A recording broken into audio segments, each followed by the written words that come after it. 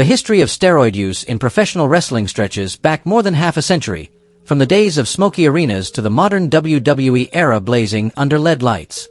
There was a time when injecting muscle enhancers, taking hormones, and popping painkillers was almost an unwritten rule. Everyone knew, but few dared to say it out loud. And even though these substances are now officially banned, their impact is still carved into the bodies, faces, and careers of many wrestlers you once idolized. In this video, we're going to look back at wrestlers who use steroids and how their appearance has changed over the years. Let's jump right into it. Wrestling sphere, go! Number 10. Lex Luger. If you had to pick someone who was born to be on this list, Lex Luger would be right near the top. In terms of pure accomplishments, he's no lightweight. Two-time WCW World Heavyweight Champion, one-time WWA World Heavyweight Champion, five-time NWA/WCW United States Heavyweight Champion, and the second Triple Crown Champion in WCW history. Just that alone is enough to cement his legacy. In WWE, he was never the absolute top guy, but he was always hovering around the title scene, constantly in the mix for almost every major championship the company had. But if you put all those belts aside, Luger's biggest accomplishment in life didn't happen in the ring. It came from how he turned his entire life around after crashing hard into addiction and bad decisions. Just like Hulk Hogan or the Ultimate Warrior, Lex Luger was the perfect embodiment of the 90s wrestler archetype. Chiseled physique, massive shoulders and arms, veins popping under the lights, every muscle fiber visible. Before wrestling, he played football and had an elite athletic base, but Luger himself admitted he started using steroids back when he was still wearing pads on the field, long before stepping onto the mat as a pro wrestler. When he joined WWE in 1992, Lex Luger already had name value from his time in other promotions. Fans were easily drawn to the image of a tall, muscular man with a near-perfect body, delivering crisp, powerful moves that screamed, superhero. At his peak, Luger had a whole arsenal of power-based offense that led fans to call him the total package, the complete blend of physique, strength, and presentation. WWE's creative team even toyed with the idea of grooming him as the next world champion, mapping out a long-term storyline to make him the new face of the company. And then everything fell apart because, for one moment, his mouth moved faster than his brain. During a drunken night at a bar, Luger let slip the entire planned storyline the company had in store for him while chatting with drinking buddies. In a business where secrecy is crucial, that kind of move is basically ripping up your own future contract. The big push was scrapped, management's trust crumbled, and not long after, Luger was quietly shown the door in 1995. He spent the rest of his career bouncing around other promotions, places that were still more than happy to pay for that unforgettable look, even if his brightest spotlight had already faded. Those years, however, were also when his personal life spiraled into darkness. He kept running into legal trouble, driving under the influence, being investigated in connection with his girlfriend's death, and getting caught with illegal substances. The shiny total package image in the ring stood in stark contrast to a real-life Lex Luger who was losing control. Toward the end of his career, fans began to notice how much smaller he looked, his frame shrinking, his muscles deflating, almost unrecognizable compared to the powerhouse who once walked out to thunderous ovations.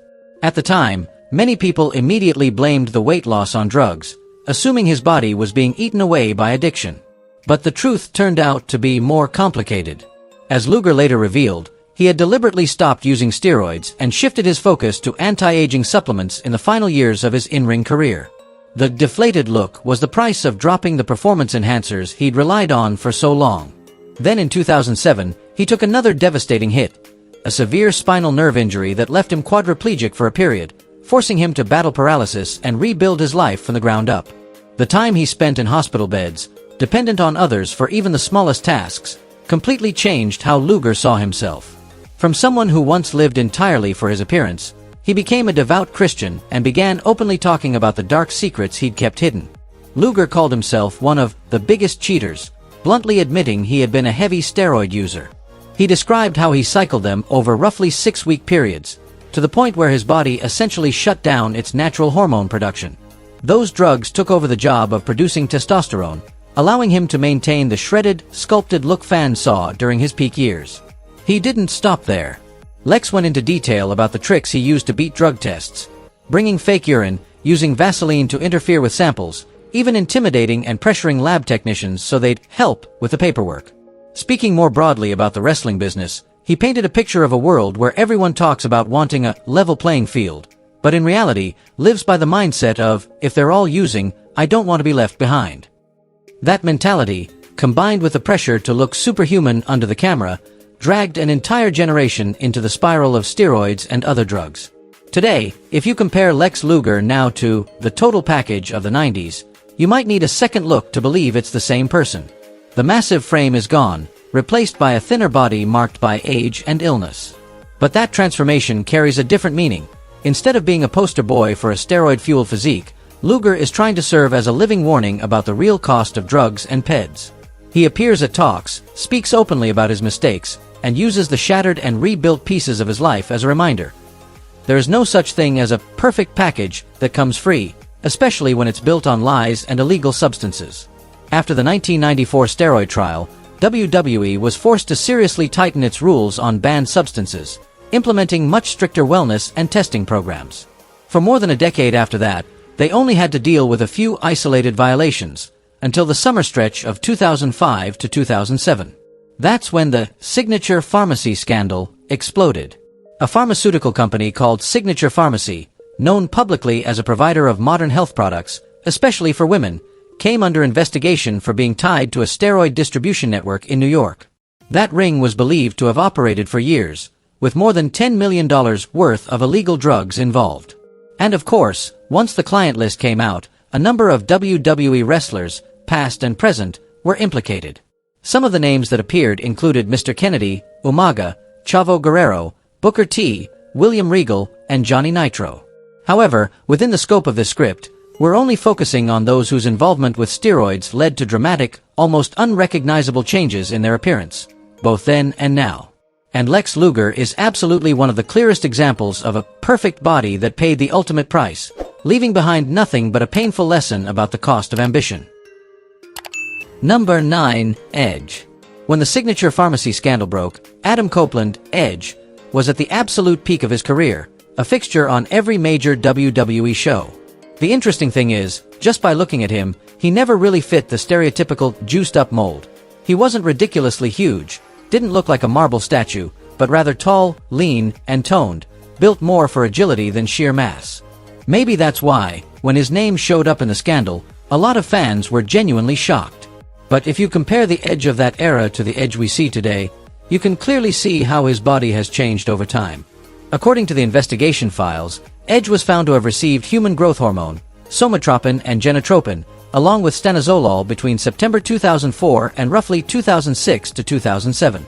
All of these fall into the category of steroids or performance-enhancing substances banned under WWE's wellness policy. Edge's side of the story was that he didn't start using them on his own, but followed a doctor's orders.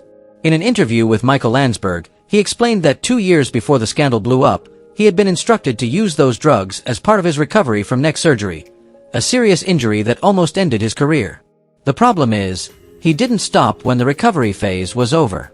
He kept using those substances even after returning to full-time competition, back on TV weekly, working big matches, and involved in top storylines. That made the explanation of purely medical treatment a lot harder to swallow. Even though he repeatedly denied intentionally cheating, WWE still treated it as a violation of the wellness policy and handed down a suspension. Ironically, most fans barely noticed the punishment. The reason is simple. His suspension lined up with time he was already going to miss due to a torn pectoral muscle.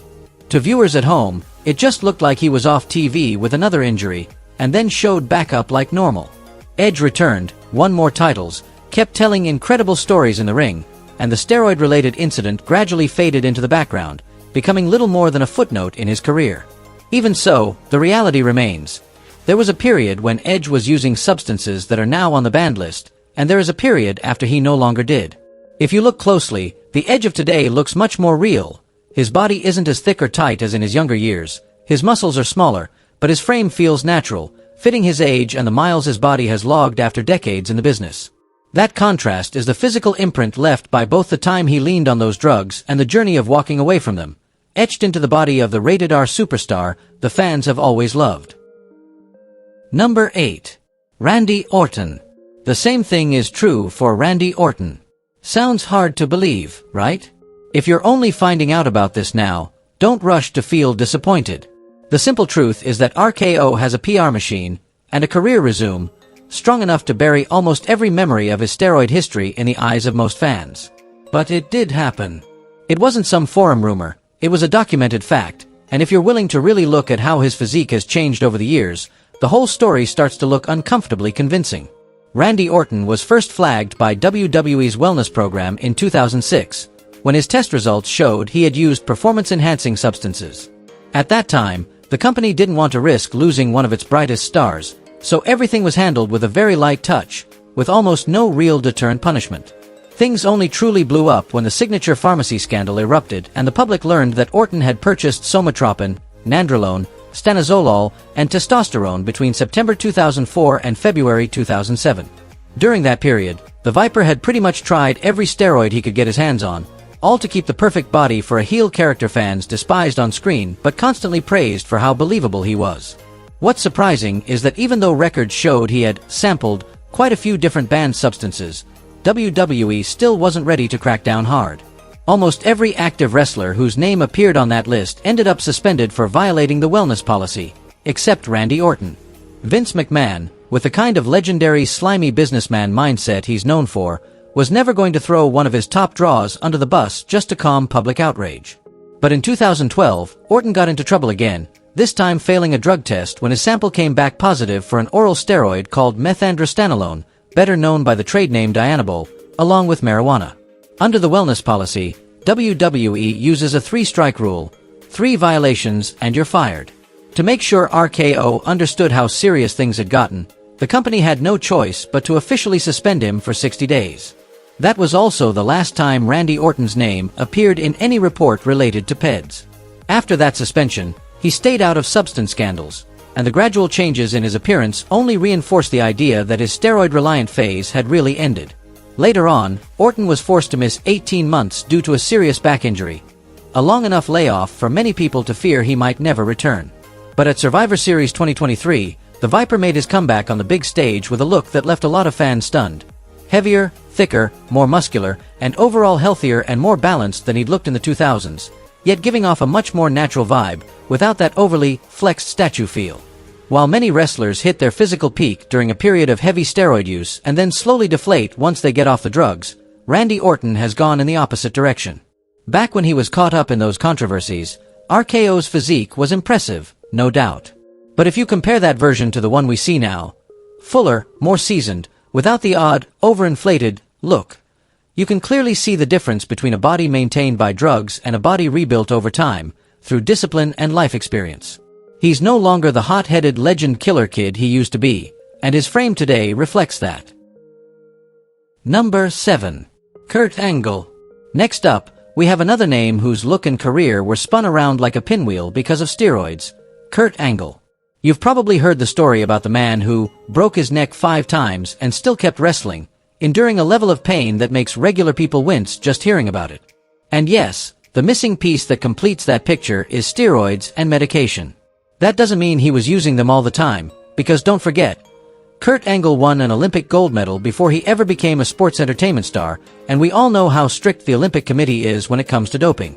Because of that, Kurt Angle accidentally became the perfect example for comparing 2 versions of the same person: a fully natural athlete versus a body that's been helped by drugs. As an amateur preparing for the Olympics, he was extremely lean, dry, and compact, the textbook image of a national-level competitor. But if you put that image next to Kurt Angle at his WWE peak, the difference is almost jarring. From a tight, compact frame to a full-blown muscle machine who looked like he could tear an opponent in half with his bare hands. All of those suspicions were finally confirmed in 2006. During an investigation and crackdown involving the Palm Beach Rejuvenation Center, which was accused of supplying performance-enhancing drugs, Kurt Angle was found to have tested positive for nandrolone. That's when the curtain really started to lift. It seems that after so many injuries, especially with his neck being wrecked repeatedly, he began relying on steroids, alcohol, and painkillers just to numb the constant aches. But whether the reason was pain or performance pressure, what he did was still a direct violation of WWE's wellness policy. The company didn't just suspend him, they also fined him around $125,000. Not a small number, even for a top star. WWE's next move was to shift Kurt over to the newly relaunched ECW brand, which was seen as a step down compared to Raw or SmackDown. For someone who had stood on top of the world in both the Olympics and WWE, dropping to a lower-profile show felt like a painful demotion. Instead of accepting that, Kurt Angle chose to walk away from Vince McMahon's company and spent nearly the next decade working for TNA. During that period, Kurt often brought up his past addictions and steroid use. In a 2009 interview, he basically said that if they wanted to test him now, it would be fine because he was clean, but he couldn't deny that there was a time when he depended on those things. In another candid moment, Angle stated outright, "I used steroids after I broke my neck. My arm shrank a few inches because blood wasn't flowing properly anymore."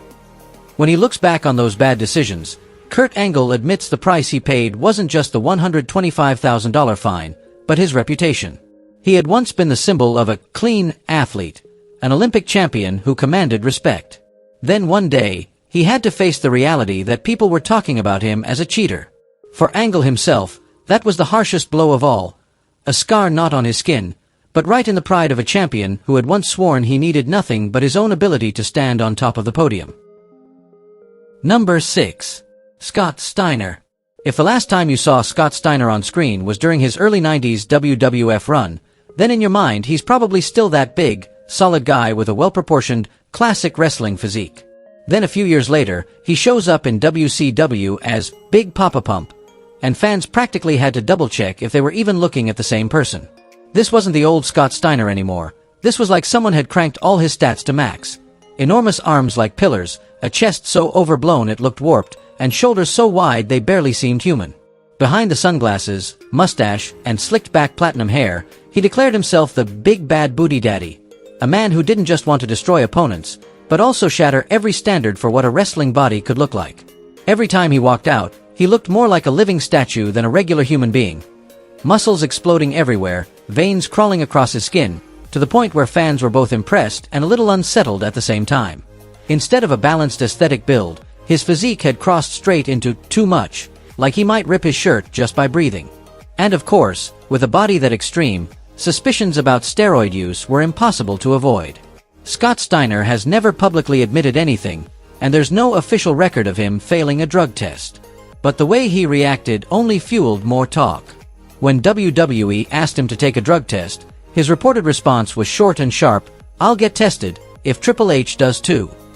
Just one line, but it was enough to ignite endless debates about double standards, about who really has to follow the rules and who gets a softer touch in the wrestling business. In the end, whether you believe he was enhanced or not is up to you. Some people insist he was simply the result of brutal training and freak genetics. Others say there's no way you reach that level of muscle monster without chemical help. But no matter which side you're on, everyone can agree on one thing. Scott Steiner's freakish physique became an unforgettable symbol. It made people gasp in awe, but it also raised a tough question. Should anyone push their body that far, just to look shocking under the arena lights? Number 5. Buff Bagwell. As Scott Steiner's loyal right-hand man during WCW's glory days, Buff Bagwell wasn't just a talking sidekick in storylines. He was a full-on muscle icon. From the moment he took the name Buff, everything about Marcus Bagwell was defined by one thing: his body. His value, his image, his appeal, all of it revolved around being jacked. His physique wasn't just an asset, it was also a chain around his neck. If he slipped even a little, if he dared to look normal for a moment, he risked being swallowed up by a whole generation of wrestlers all trying to outmuscle each other on TV. Unlike many of his peers who cycled steroids, going on for a while and then coming off to let their bodies recover, Buff chose a far more extreme path, staying on almost year-round, 365 days. No real off-season, no break. For him, every day was a mirror check. Was he still buff enough, still living up to the Buff Daddy image fans expected? The more he clung to that persona, the closer his body was pushed to its limit, and the more he slid into dependence. What's striking is that Buff Bagwell doesn't sugarcoat that past or try to hide it. On his YouTube channel, Marcus has repeatedly spoken bluntly about what he put into his body, from his days as a high school kid first lifting weights, all the way to his run as a TV star in WCW. These stories don't sound like bragging, and they're not excuses either. They feel more like confessions, mixed with a touch of bitterness from someone looking back and realizing that the same thing that gave him bright lights and fame was also quietly eating away at his health. At his peak, Buff was everywhere. Muscles popping, a cocky grin, and the swagger of a man who truly believed he was the perfect poster boy. But under that tight, shiny skin were his heart, liver, blood vessels, nerves. All straining under the combined weight of drugs, brutal training, and constant bumps in the ring. That price doesn't show up overnight. It builds, slowly, quietly, until it finally explodes. Today, when people look at Buff Bagwell, they no longer see an untouchable Buff Daddy with an invincible body. Instead, they see someone who has been through real pain, both physical and mental, to the point where he has now lost a leg. That image, as painful as it is, sends a stronger message than any speech. The spotlight eventually fades, the crowd eventually goes quiet. What sticks with you isn't the punches you threw or the crazy bumps you took. It's the damage left behind by steroids and an extreme lifestyle. Buff Bagwell was once a symbol of impossible muscles. And now he stands as a living reminder of the heavy price you pay when you try to cling forever to a physique that doesn't belong to your age, or to the natural limits of your body. Number 4. Triple H. When Triple H returned to WWE in early 2002 after that brutal quad injury, fans weren't just happy to see the Game back, they were stunned by how he looked. The guy in the ring was no longer the rugged, aristocratic Hunter Hearst Helmsley of the 90s, but a full-on muscle-bound warrior. Massive shoulders, thick arms, every muscle fiber popping like it had been forged out of molten steel. The transformation happened so fast that a lot of people couldn't help but wonder, was hard work in the gym alone really enough to get there? Triple H has never publicly admitted to using steroids or any performance-enhancing substances, and there's no official test result out there directly exposing him. Still, for people who've followed him closely, the timeline seems to tell its own story. If you compare Triple H's look in that 2002 return to how he appeared just a few years later, around 2004 to 2005, when he and Stephanie McMahon were trying to have kids, the difference is obvious. He went from sharp and rock-solid to a thicker, more bloated look, with less definition and a heavier overall frame. For someone known for loving the gym, sticking to strict lifting routines, and being almost obsessed with training like Triple H, that kind of sudden drop-off in condition is hard for fans to just chalk up to a busy schedule or age. A lot of people inside and outside the business started speculating that his freak shape of 2002 might have been tied to hormone-boosting methods, and that he later had to stop, maybe for health or fertility reasons, or to better fit the image of an executive and company figurehead instead of just a full-time wrestler. Even so, Triple H has never been caught red-handed, and there's no information showing he ever failed a wellness test. That's what keeps his story stuck in a gray area. There isn't enough to convict him, but there's also too much to completely ignore. Ironically, the fact that Triple H has been very vocal in criticizing people who use banned substances only makes the topic more sensitive. With a physique that once looked beyond the limit, followed by such clear changes a few years later, every time he talks about steroids, it's hard for some fans not to think, is the Game truly 100% clean? Or just the best player in a game where everyone knows the rules, but almost no one says them out loud? Number 3. Vince McMahon. Talking about names tied to steroid culture in wrestling and leaving out Vince McMahon would be pretty hard to justify. For decades, he's been wrapped up in all kinds of scandals, big and small, backstage, financial, and personal, and he stood in front of cameras more than once to deny accusations. But when it comes to steroid use, there really isn't much room left to dodge. First, just looking at his body at different points in time, it's hard not to feel like something there isn't entirely natural.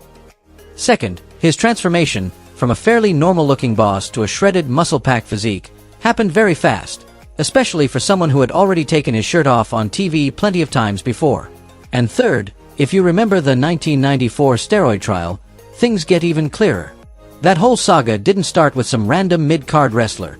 It started with Vince McMahon himself being prosecuted by the U.S. Department of Justice over links to a shady doctor who supplied drugs. From the charges aimed at him, the investigation spread outward to WWE and its wrestlers. In other words, if you trace the steroid timeline in WWE, sooner or later you circle right back to the chairman. When you think about it, it's almost ironic. The man in the top seat, the one holding everyone's fate in his hands, was also one of the most enthusiastic steroid users. Vince McMahon has openly admitted that he used steroids back in the early 90s, arguing that at the time they weren't considered illegal. After the trial, he seemed to be forced to stop, but the arguments over whether he really quit or not have never fully gone away. And honestly, that's understandable. When you see a guy in his 70s with a body that still looks like a gym-obsessed tank, people are going to ask questions. Vince himself has described his training like a serious bodybuilder. Each muscle group once a week, consistently, heavy weights, no mercy. He's also had spinal surgery and blamed part of it on overdoing it in the weight room, especially being addicted to squatting way beyond what's recommended. So even if, in the most generous scenario, he truly hasn't touched steroids in years, what we're seeing on his body now is still the long-term fallout from pushing himself to the limit, through training and through many years of injecting all kinds of performance enhancers. That's exactly why Vince McMahon belongs on this list, not just as the boss, but as a walking example of a side of the wrestling world very few people are willing to say out loud. Number 2. Hulk Hogan. Kicking off this part of the list, of course we have a name that surprises absolutely no one, Hulk Hogan. Honestly, it would be weird not to see him in this video. Just looking at his file, from scandals and controversial statements to all the backstage dirt, is enough to understand why Hulk Hogan is almost automatically linked to this topic. And there's one more simple reason. If you look back at his physique in his prime, it feels like his body was about to burst out of his own skin.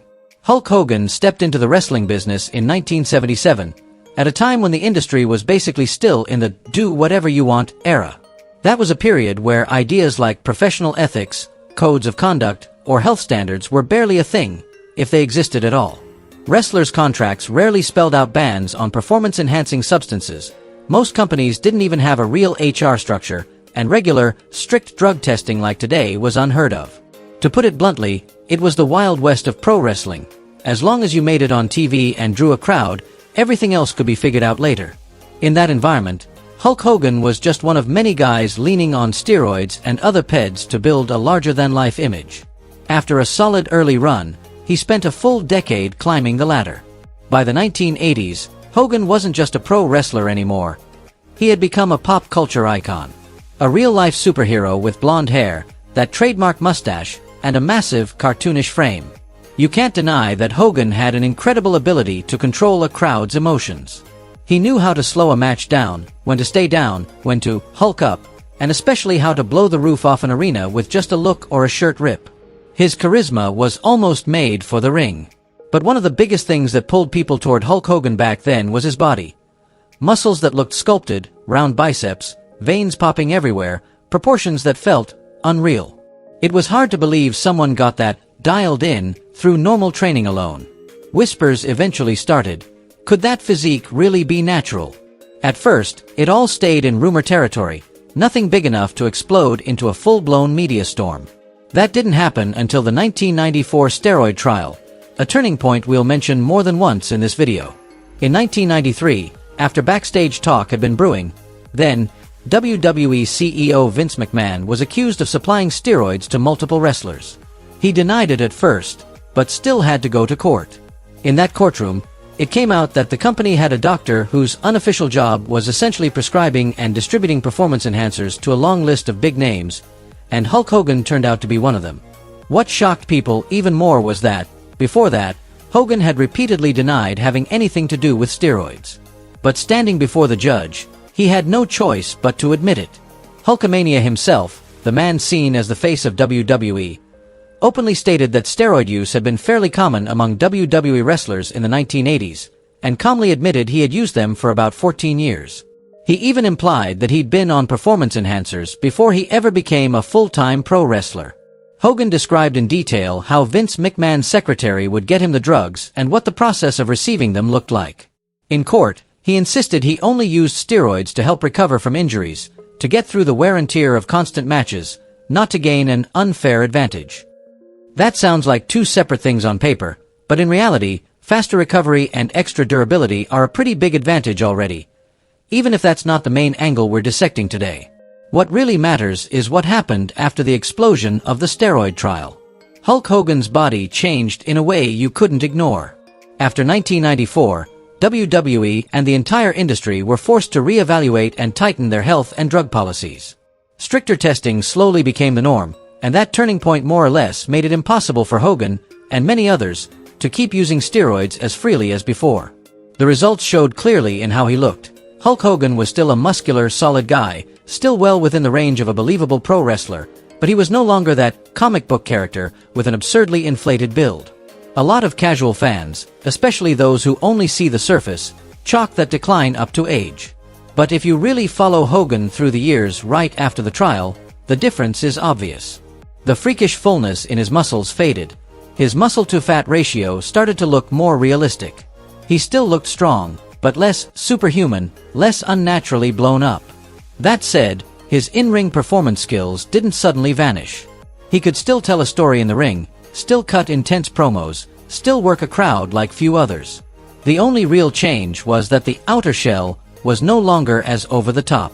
Even after his physique stopped looking like something out of a fantasy drawing, Hogan kept racking up accolades. He became a 6-time WCW World Heavyweight Champion, held the IWGP Heavyweight Championship once, picked up NWA Southeastern titles, won the WWE Championship 6 times, and put up a wild record of 1,042 wins to just 177 losses in WWE. In other words, steroids may have helped paint the most visually terrifying version of Hulk Hogan, but they didn't create everything about him. His talent, charisma, and ability to connect with the audience. Those are things you can't inject with a needle. What people argue about most, though, is Hulk Hogan's attitude toward all of this. To him, steroids never really seemed like some unforgivable sin. Just a few months after the trial, he was bragging that he had gotten out of it without a heavy sentence and confidently declaring that he'd survived the scandal and would be around wrestling for a long time to come. Later, in multiple interviews, Hogan was quoted saying that steroids were once seen as normal in pro sports.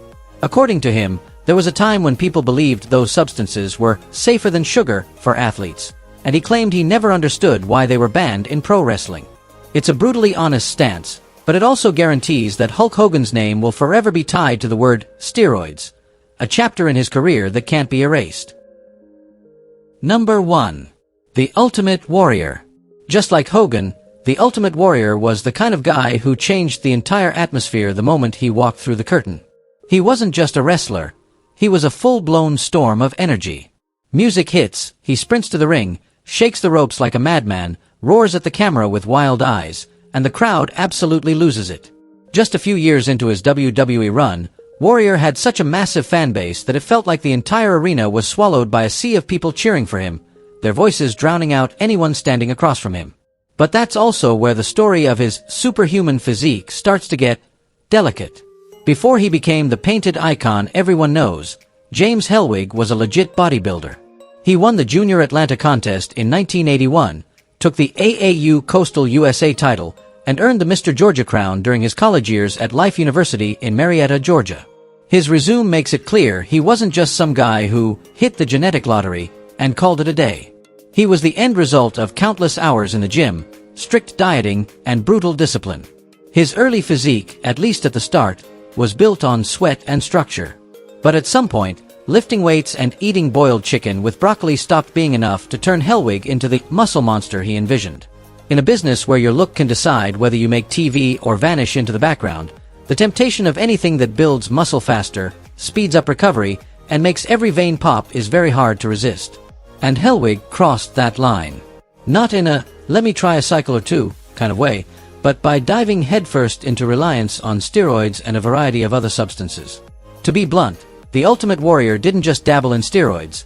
He was also hooked on other drugs, plus alcohol, to the point his personal life became a mess and ultimately contributed to WWE cutting ties with him. If you look back at his high school photos, he clearly already had a strong frame, lean, muscular, athletic even as a kid. That makes it hard to pin down exactly when he first started using performance-enhancing drugs. Still, by the time Warrior was standing under the bright lights of WWE with that impossibly inflated physique, most fans understood that what they were seeing was no longer purely natural.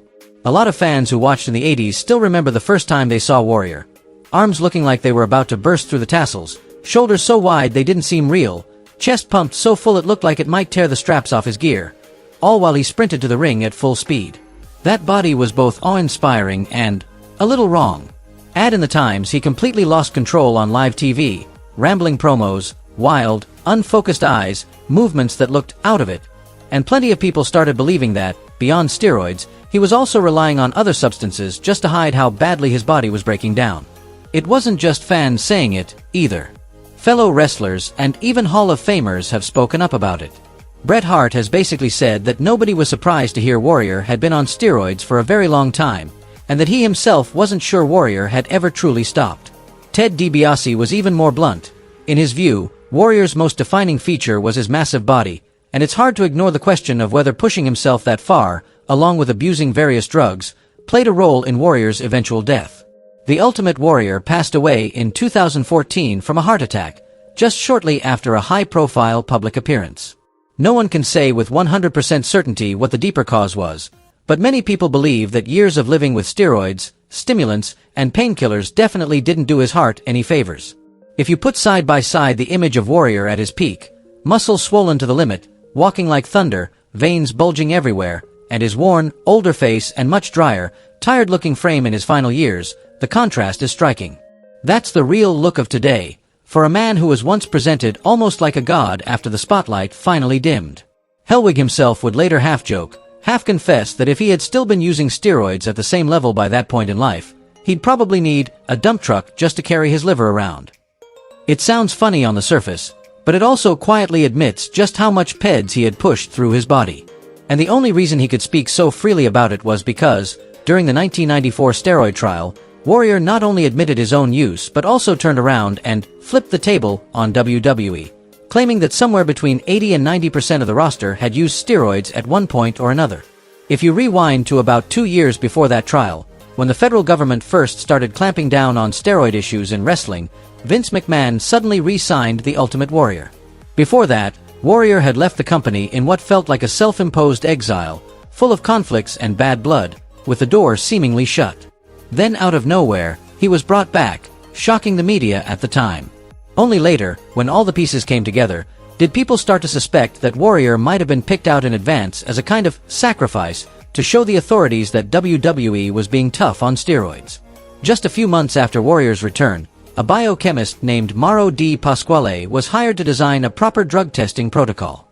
After reviewing the results, he reportedly recommended that Vince McMahon fire Warrior after he failed a test. So the man who was supposed to be a dramatic comeback story suddenly became a living example of how the company didn't tolerate steroid abuse. By the time the 1994 trial rolled around, Warrior had very little reason left to keep quiet, and he moved quickly to expose what he knew about the company and its backstage drug culture. What's fascinating is that even though he openly admitted to using steroids, the Ultimate Warrior never really showed any deep regretful, "I wish I hadn't done that" attitude. If anything, a lot of people get the sense that if he'd stayed healthy, he probably would have kept using them for the rest of his life. In a 2008 interview talking about performance enhancers, Warrior described them as a kind of no-win situation. Not completely evil, but not something you could ever call good, either. He argued that in an environment where you constantly have to be on the road, always look perfect, and still perform even when your body is falling apart, it becomes very easy to slide into depending on stimulants and painkillers just to mask exhaustion. Warrior's defense was that many wrestlers just wanted to stay on their feet and not let the crowd down, so they turned to those boosters. But when you look at his own path, the body pushed beyond realistic limits, the unhinged moments on live TV, and ultimately a fatal heart attack at an age that wasn't all that old, it's hard to see that as a price worth paying. The Ultimate Warrior once embodied wild, explosive energy and an impossible physique that made fans roar every time his music hit. But the way he looked at the end of his life, along with everything we now know he put into his system, stands as a clear reminder. There is no such thing as a free miracle, especially in a world as flashy and as dark behind the curtain as professional wrestling. These stories aren't meant to tear down your heroes, but to remind us that every spotlight comes with a price. If you enjoy deep dives into the darker side of WWE like this, don't forget to like the video, subscribe to Wrestling Sphere, and turn on the notification bell so you won't miss any future episodes.